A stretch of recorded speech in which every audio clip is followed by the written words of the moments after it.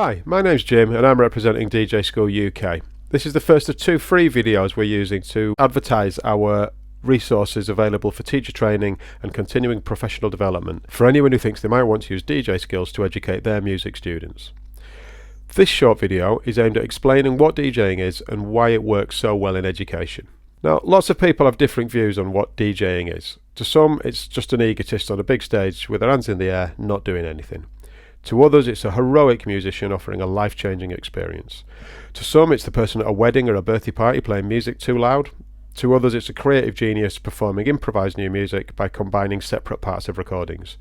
A DJ could be hosting your karaoke office party, or it could be producing the latest dance or hip-hop hit. In some cases, DJs use all automated features and could easily be replaced by computers. In others, a DJ is flying the flag for entirely new musics that wouldn't be popularised without them. To us, DJing is all these things. We recognise that there is a wide spectrum of skills that a DJ can apply and that there are a wide range of career options available to someone who has learnt DJ skills. These career options aren't just in DJing. Learning to DJ could be the gateway to starting a career in almost any aspect of the creative industries. We know that DJing could be a gateway into understanding music in all its forms, and we know that it can lead on to learning traditional instruments. So what is DJing? In its earliest forms and at its most basic level, it is the art of programming recorded music to create an atmosphere or a mood. Think of an iTunes or Spotify playlist on shuffle. This is not DJing. This is simply music being randomly chosen. A DJ doesn't do that. A DJ would take a playlist and program the songs musically and creatively to generate a desired mood. The best DJs would do this live in response to reactions they receive from an audience. Other great DJs may program in advance to prepare a routine which they know generates a specific mood. Many DJs will take the opportunity to share new music, having contextualized it within known recordings. Most DJs in fact spend a lot of time searching for new music to help their program of recordings stand out from the rest. All DJs should focus on the context of each piece of music they play in relation to their overall performance. The main aim is to make the whole more than the sum of its parts. Following on from programming music then, the next level of skill amongst modern DJs is mixing.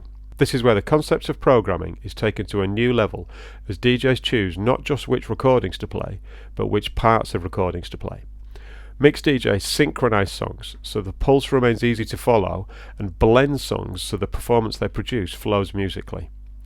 Let's imagine song 1 reaches a crescendo and ends with a repetitive loop that fades out, whereas song 2, after a repetitive intro, drops into an energetic hook. A good DJ would blend these in such a way that the hook of song 2 immediately follows the crescendo in song 1, removing both the fade out of song 1 and the intro of song 2.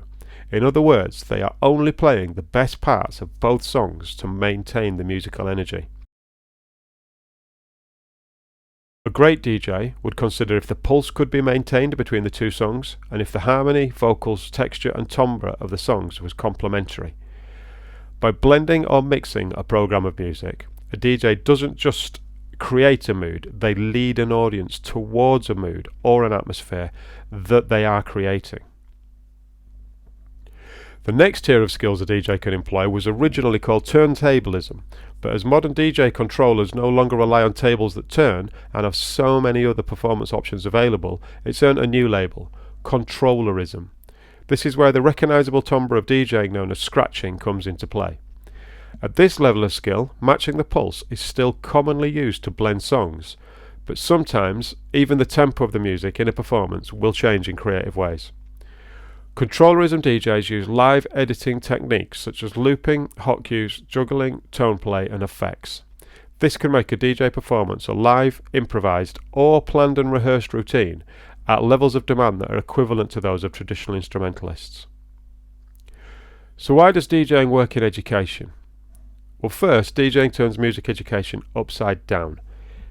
Instead of having a student learn how to hold an instrument, play a note, make a chord, use a scale, and then learn how to try and recreate a song they love, with DJing, a student can play a song they love instantly at the touch of a button.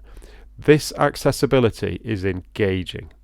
Not only does the student recognise the song they are playing, but they hear exactly the recording they are familiar with.